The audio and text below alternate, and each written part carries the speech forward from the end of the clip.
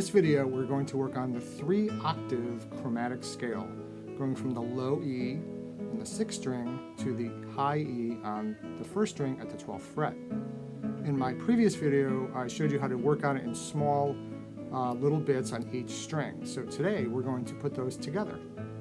So there are different variations of the chromatic scale. I'm going to show you the one that has the least number of shifts in going up to the 12th fret. Even though this is primarily a left hand exercise, I'm going to begin by showing you what you should do with your right hand. So there are different ways to finger this scale. I'm going to choose one where you combine your thumb, P, and with I, M, and A, your other fingers. So place I on the 3rd string, place M on the 2nd string, and place A on the 1st string. So they're like this, in sort of a natural playing position. So for all the notes that you play on the bass strings, or 6, 5, and 4, you'll be playing with your thumb.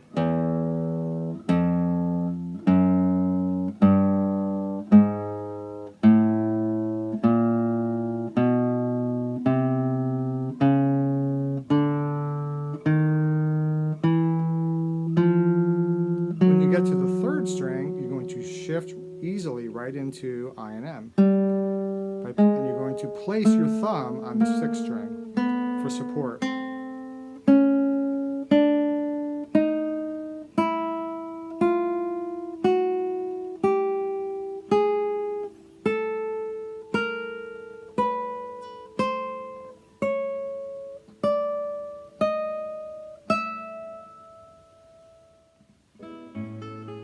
Before we focus on the full 3-octave scale, I want to focus on what we do when we get to the 1st string. So when you reach the open 1st string, you're going to go up in groups of 4. So you start with the open string. You run out of fingers here, so you move your 1st finger to the next available fret, which is the 5th position on the 5th fret.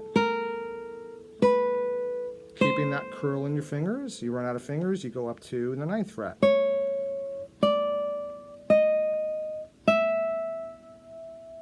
Pause and return. You've run out of frets, you bring your pinky down to the 8th fret, and you're in the 5th position because your 1st finger is in the 5th fret. You do the same thing here.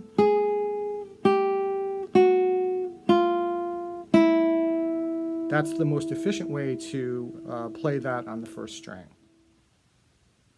So let's combine all the elements from the previous video into one long scale.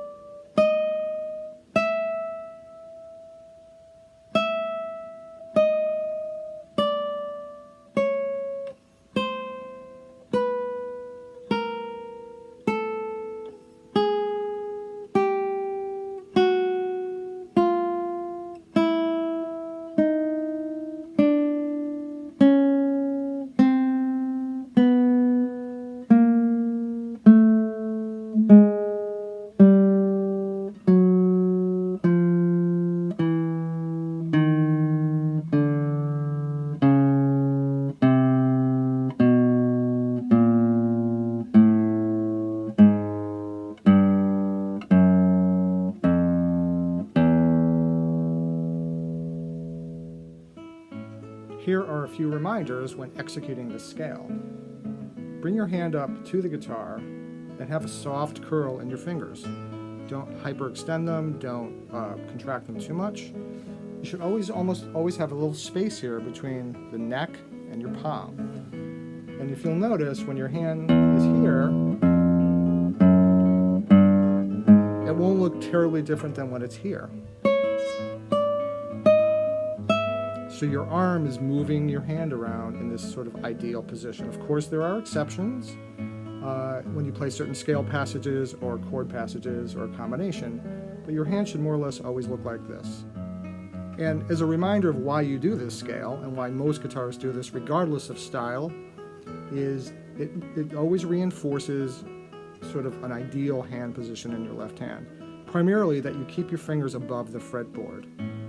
It also helps you just to move around the fretboard and get more at ease with doing that. You can use it to identify letter names. You can say the letter names of every fret that you go up and down. So for example, you go E, F, F sharp, G, G sharp, A, and so on. And then when you're descending, you could use flats. So E, E flat, D, D flat. It's just a great warm-up for both hands. It's primarily a left-hand exercise, but your right hand obviously is part of it, so it's good for both. And just remember, you can play a variety of right-hand fingerings for this. You can play all free strokes, you can play all rest strokes, you can play rest strokes with your P with thumb, and free strokes with I, M, and A, or the opposite. Different combinations. You can do rest strokes maybe just on the first two strings. So experiment with different right hand articulations. So whether you've been playing for a month or 10 years, the chromatic scale is really helpful and really important. So watch out for a future video where I will show you some variations, rhythmic variations of this scale. Thanks a lot, and see you next time.